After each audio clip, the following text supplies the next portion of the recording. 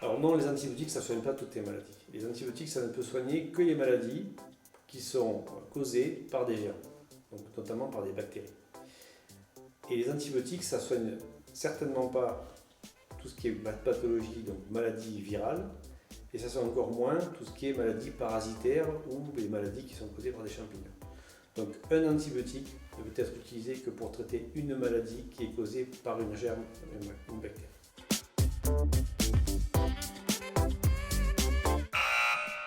Alors l'antibiorésistance, ça concerne en fait toutes les espèces. Parce que l'antibiorésistance, en fait, ça caractérise l'ensemble des bactéries qui sont sur la surface de la Terre, aussi bien les bactéries qu'il y a dans le sol, des bactéries qui sont dans votre maison, des bactéries qui sont sur votre animal, sur votre peau.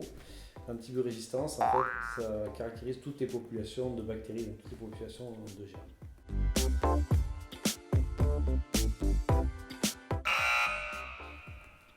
Non, les antibiotiques les plus récents ne sont pas forcément les plus forts.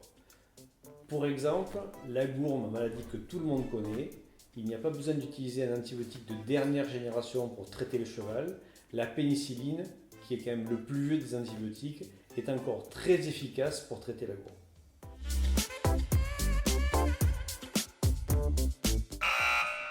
Et non, il n'est pas impossible de soigner les chevaux sans antibiotiques. Il y a certaines maladies où la guérison peut subvenir sans qu'on utilise d'antibiotiques pour le traiter, notamment les abcès.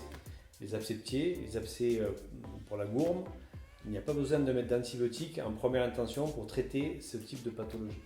Il faut laisser mûrir les abcès, ils se percent et souvent la maladie disparaît une fois que les abcès sont percés.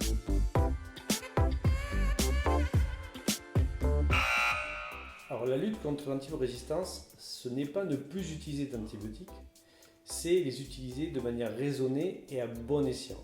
Ce qu'on sait, c'est que plus on les utilise, plus on va faciliter la sélection de bactéries résistantes. Mais la résistance bactérienne aux antibiotiques existait déjà avant que l'homme invente les antibiotiques. On a retrouvé des bactéries qui avaient des phénomènes de résistance dans des échantillons des mammouths qui ont été congelés à l'ère glaciaire. Donc l'antibiorésistance est existante sans l'utilisation d'antibiotiques.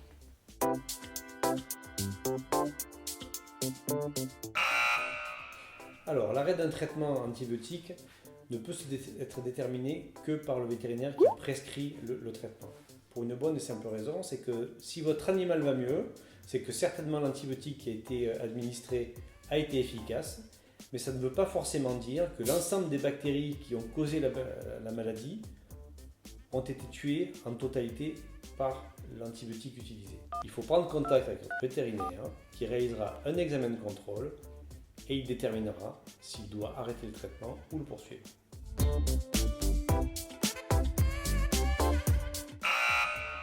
Alors les antibiotiques ne vont pas fatiguer votre cheval, en fait c'est la maladie qui fatigue votre cheval.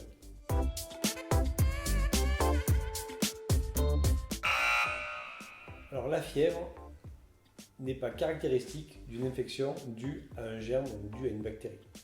La fièvre elle peut être aussi due par une infection virale.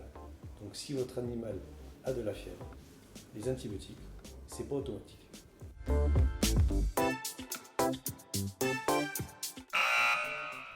Absolument pas. La gravité de la maladie ne va pas déterminer la durée du traitement. Si la maladie est grave, il faut souvent traiter plus fort, traiter plus vite, mais pas forcément plus longtemps.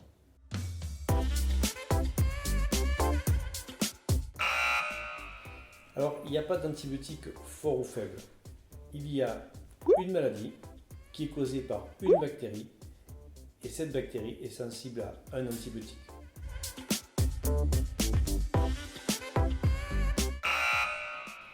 Faux, ce n'est pas votre cheval qui résiste à un antibiotique, c'est la bactérie qui cause la maladie de votre cheval. Et si votre cheval n'est pas guéri, c'est peut-être parce que l'antibiotique n'est pas adapté à cette bactérie.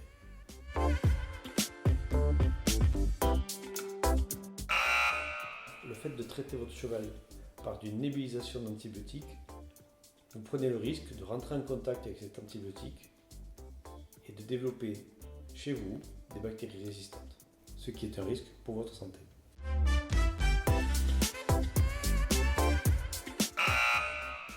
Non, l'antibiorésistance concerne les animaux et l'homme, et il y a des bactéries résistantes qui sont communes à l'homme et aux animaux, et il y a des bactéries de l'homme ou de l'animal qui sont capables d'échanger leur résistance.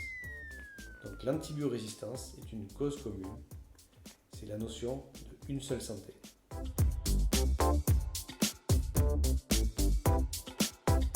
L'antibiorésistance, c'est la faculté de certaines bactéries à développer des mécanismes pour se soustraire à l'action de cet antibiotique. Une bactérie qui est devenue résistante à l'antibiotique n'est plus tuée par celui-ci et l'antibiotique n'est donc plus efficace.